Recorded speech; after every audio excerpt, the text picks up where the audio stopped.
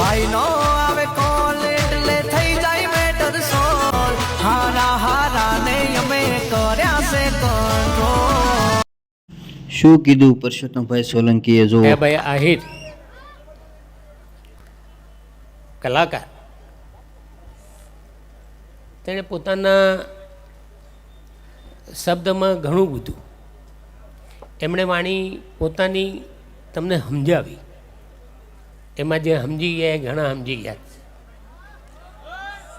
નહીં સમજ્યા હોય ને એ મારા ભાવનગર બંગલે આવજો એટલે હું સમજાવી દઈ કે માયાભાઈ હું કીધું. આજના આ સુપ્રસંગે જાંબાળા મુકામે કોળી સેના આજના કાર્યક્રમમાં ઉપસ્થિત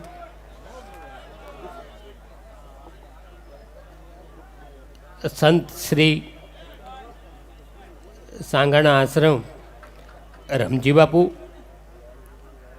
સંત શ્રી રામબાપુ, સંત શ્રી ટપુ બાપુ, નિર્મલદાસ બાપુ, વસંત માતાજી,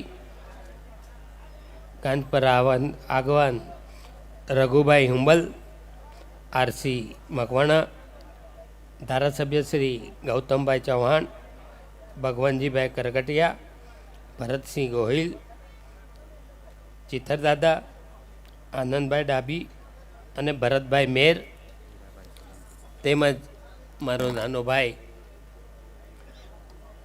હીરાલાલ સોલંકી, મંચસ્થ તમામે તમામ મહાનુભાવો,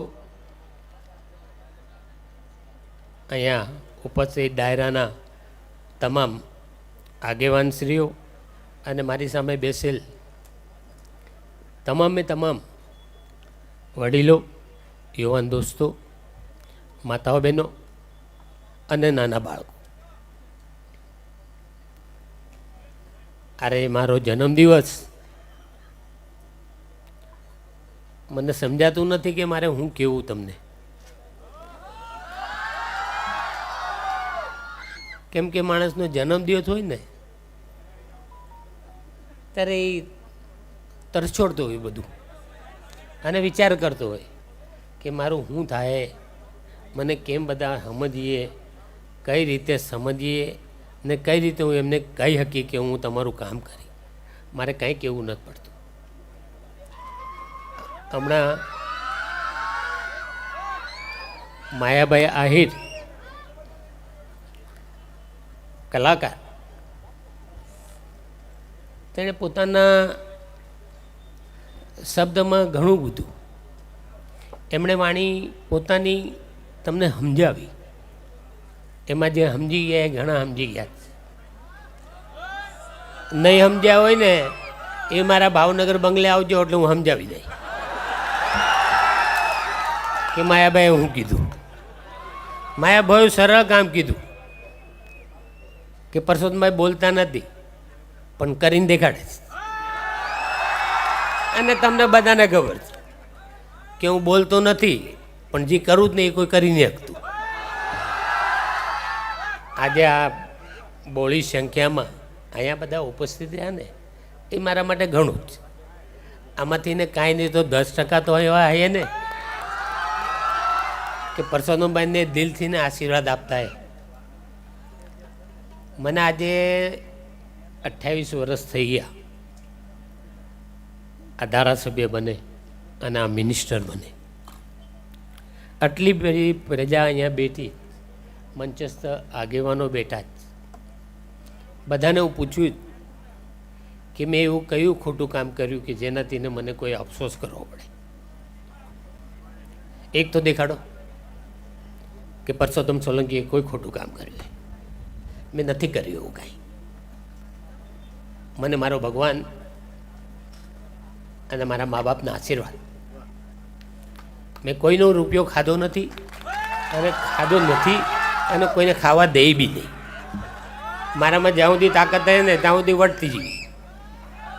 હમણાં ઘણા કહેતા હોય મને વધારે ભાષણ આવડતું નથી, તમને બધાને ખબર છે કે ભાષણો જે કરે ને એ કોઈ દી કામ જ ન કરે. અને મને એ ફાવતું નથી, એટલે વધારે ન કહેતા. એક નાનું ભજન આવડે, હું વધારે કંઈ નથી કહેતો, પણ એમાં તમે બધા સમજી જાય કે પરસોત્તમભાઈ સોલંકી હું કહેવા માંગે. એ ઝૂંપડીએ કોક તો જાજો, એના મહેમાન તો થાજો, આશરો એનો આવનાનો ને આબ જેવડો આવકારો. એ ભાઈ દુઃખ સુણે ત્યાં જોને માથડા દેતા, આખું કુળ થાશે કુરબાન. ઝૂંપડીએ કોક તો જાજો, એના મહેમાન તો થાજો. કોઈના કામ કર્યા કે ન કર્યા મને નથી સમજાતું, પણ મેં કોઈ મારા ઘરે આવ્યા હોય અથવા મારી બહેનો દીકરીઓ કોક આવે તો મારાથી ધ્યાન એટલા રખોપા કર્યા. અને જ્યાં સુધી જીવું ને ત્યાં સુધી ભગવાન મગળ એક જ પ્રાર્થના કરું છું કે મારાથી થાય ને તો કોકનું સારું કરાવજે, કોઈનું ખરાબ થાય ને એવું મારાથી નહીં ખરાબ.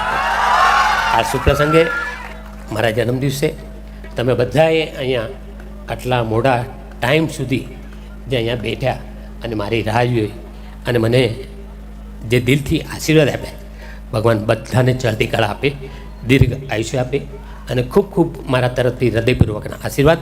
આટલું કંઈ મારું વક્તવ્ય પૂરું કરું છું. બધાને મારા સીતારામ.